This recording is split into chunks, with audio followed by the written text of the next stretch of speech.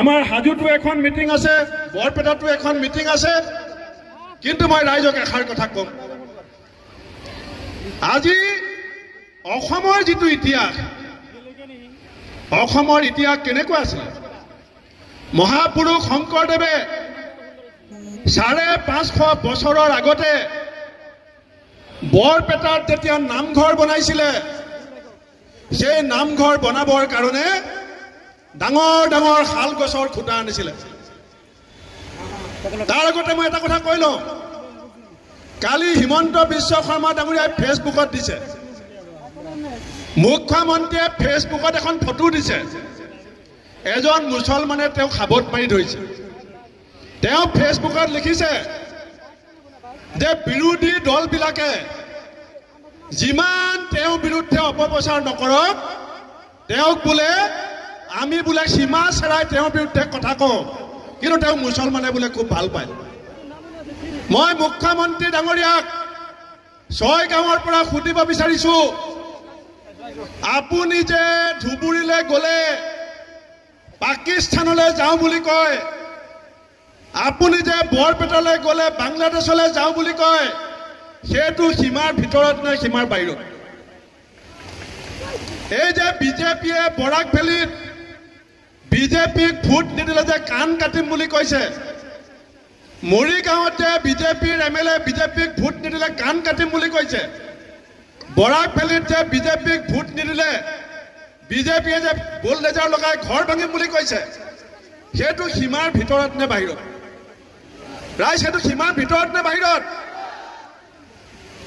এই কথাবিলাক মুখ্যমন্ত্ৰীয়ে এতিয়া পাহৰাবলৈ চেষ্টা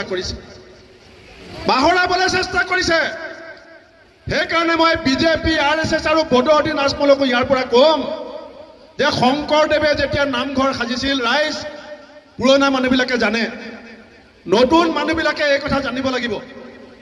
শংকৰদেৱে যেতিয়া নামঘৰ সাজিছিল, তাত নগাসকলৰ নৰোত্তম বহিছিল, মিচিঙৰ পৰমানন্দ বহিছিল, চিদুল কাষ্টৰ পুৰুষোত্তম বহিছিল, গাৰুৰ গোবিন্দ বহিছিল, আৰু মুছলমানৰ চানখায়ো বহিছিল শংকৰদেৱৰ লগত।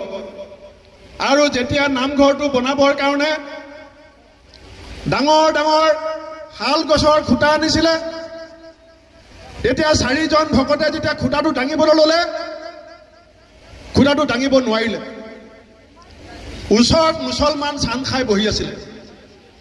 শংকৰদেৱে চান খাই ক'লে যে চান খাই এই খুঁটাটো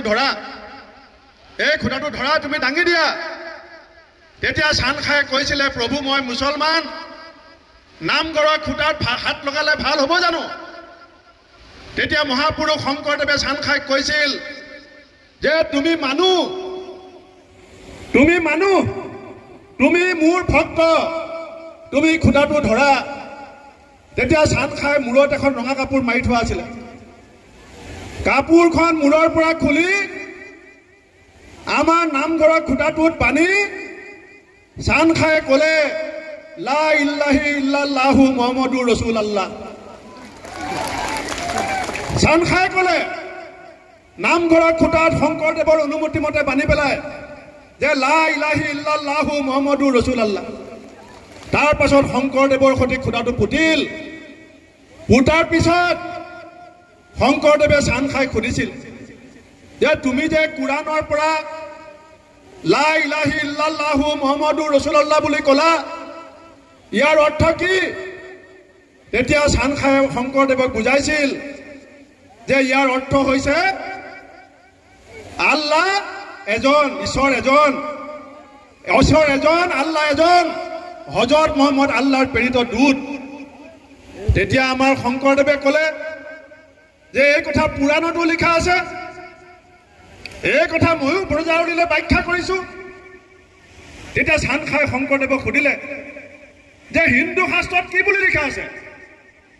তেতিয়া শংকৰদেৱে চান খাই বুজাইছিল যে আমাৰ শাস্ত্ৰত লিখা আছে, মৎস্য কুৰ্ম নৰসিংহ ব্ৰাহ্মণ পৰশুৰাম হলিৰাম বৰাহ শ্ৰীৰাম বুদ্ধ কল্কি নামে দশ আকৃতি ধৰিছা কৃষ্ণ তজু পাৱে কৰো প্ৰণাম। আমাৰ হিন্দুসকলৰ যিখন শাস্ত্ৰ সেই শাস্ত্ৰখনৰ নাম হৈছে পুৰাণ। পদ চৌকাই পু ৰতাকাৰে ৰা দন্তীয়া ন। আমাৰ হিন্দু শাস্ত্ৰখনৰ নাম কি? আমাৰ হিন্দু শাস্ত্ৰখনৰ নাম কি? পুৰাণ। হেলিকপ্টাৰ আহিছে, ৰৈ থাকিব, মই নোযোৱালৈকে নাযায়, চিন্তা কৰিব নালাগে। মই গ'লে হেলিকপ্টাৰ যাব, গতিকে চিন্তা কৰিব নালাগে। আজি আমাৰ যিখন মুছলমানৰ শাস্ত্ৰ, সেইখনৰ নাম হৈছে কোৰাণ। কদ চুকাই কু ৰতাকাৰে ৰা দন্তীয়া ন কোৰাণ। আমাৰ পুৰাণত যি কথা লিখা আছে, কোৰাণতো